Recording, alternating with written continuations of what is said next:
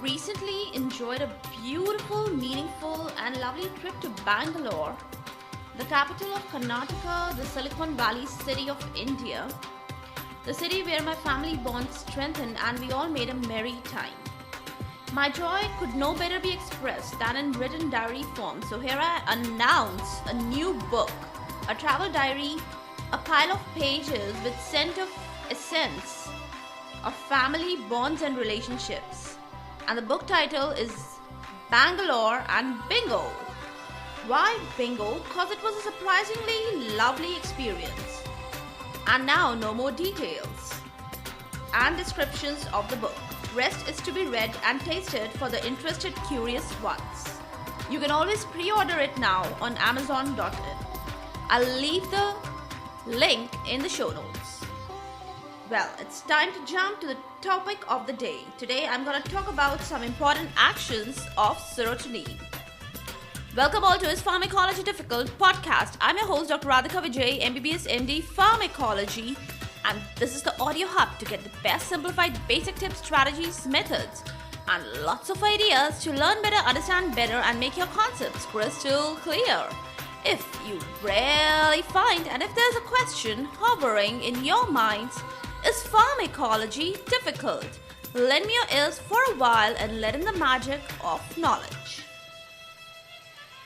First and foremost, let's talk about the inflammatory pathologies. In the conditions of inflammation, the 5-HT2A receptors, they are stimulated. A pro-inflammatory effect is produced. It leads to T-cell maturation, recruitment of other immune cells on the inflammation site. All in all, what is going on? A powerful anti-inflammatory response is produced with all the combined actions. Secondly, let's talk about what is going on in the gut, that is the gastrointestinal tract. The enterochromaffin cells of the gastric mucosa, they are the main hubs of the 5-HT, that is serotonin production. I've already told you about the subtypes of the 5-HT receptors. Well, 5 subtypes of the 5-HT receptors, they are stimulated and in turn they increase or decrease the movement of the smooth muscles of the stomach and the intestine. Whenever you eat food, that food leads to mechanical stretching which influences the release of enteric serotonin. The efferent, EFF, the efferent vagal stimulation causes similar effects. Local regulation of the functions of the gut are also affected upon by serotonin. What else do we need to know? The central vomiting center and the gut serotonin receptors, that is 5-HT3 receptors, they combinedly participate in the vomiting reflex or the vomiting response. Now, this wonderful information validates the anti-emetic property of 5-HT3 antagonists. Do you remember some names? Ondansetron is quite much in vogue. Another one, allosetron, which is very useful in inflammatory bowel syndrome in women. And what kind of inflammatory bowel syndrome? Especially where there's a diarrhea dominance. Well, that's all about the gut info. Thirdly, let's talk about platelets. They are not involved directly in the serotonin synthesis, but they are a part of the uptake of serotonin via the serotonin transporter, that is capital SERT. And also they are involved in the storage of the serotonin inside the granules.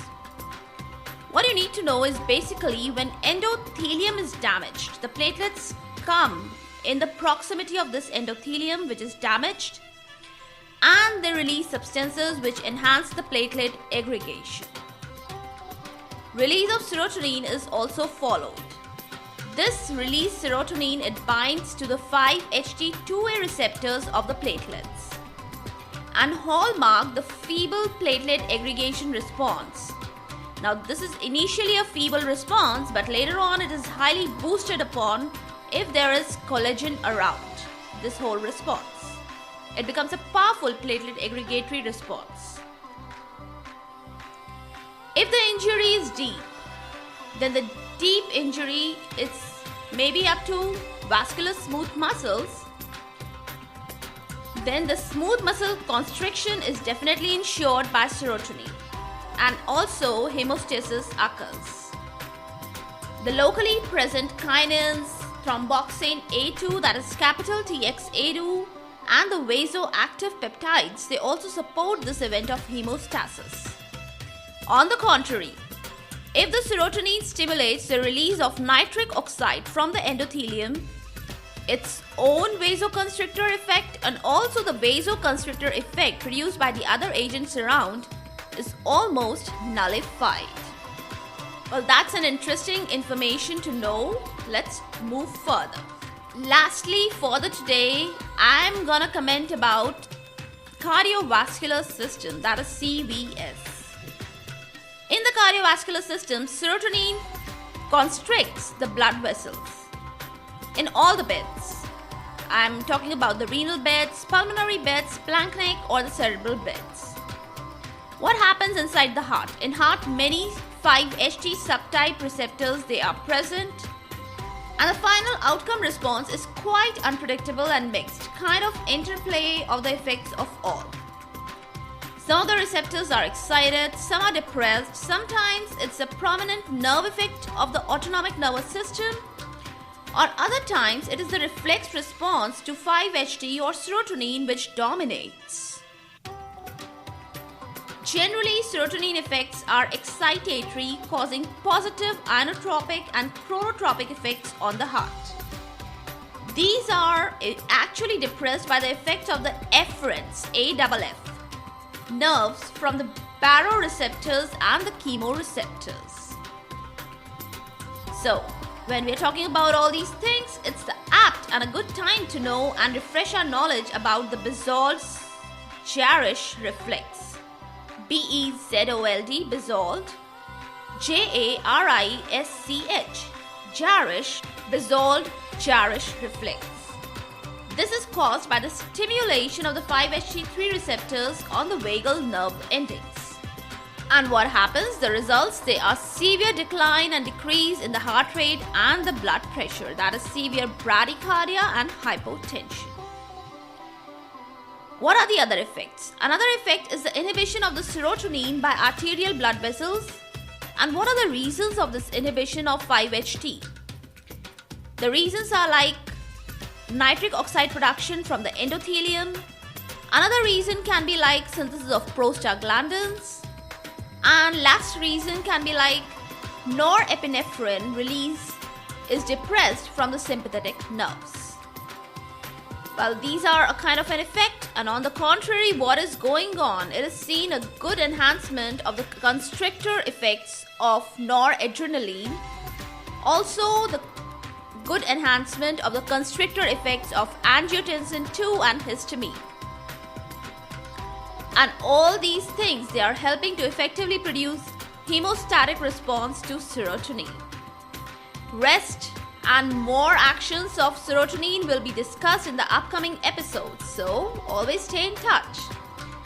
Let me put it in a kind of a melody, a tune by the song of Mariah Carey. Things come and are gone. I always make a point to go on and on until forever. For all the listeners and learners forever, you will always be the special ones. I hope that was put in the right melody and in the right essence and meaning. For all the updates and latest episodes of my podcast, please visit www.ispharmacologydifficult.com, where you can also sign up for a free monthly e-newsletter of mine. And that is the Pharmacology Further e-newsletter and podcast. Recently, I've just released the episode of February 24, and it was also delayed because of my trip. The links are for all these at my websites and specifically here in the show notes also. It actually contains a lot of updates about medical sciences, drug information updates, and my podcast updates also. There are many different sections like from my classroom, simple and sparkling, from the Radgin Wiz writing desk, and last but not the least, off the cuff talks. You can follow me on different social media handles like Twitter, Insta, Facebook, and LinkedIn. They all are with the same name, is Pharmacology Difficult. If you're listening for the first time, do subscribe and follow whatever platform you are consuming this episode. Stay tuned. Do rate and review on iTunes, Apple Podcast. Stay safe, stay happy, stay enlightened. Thank you.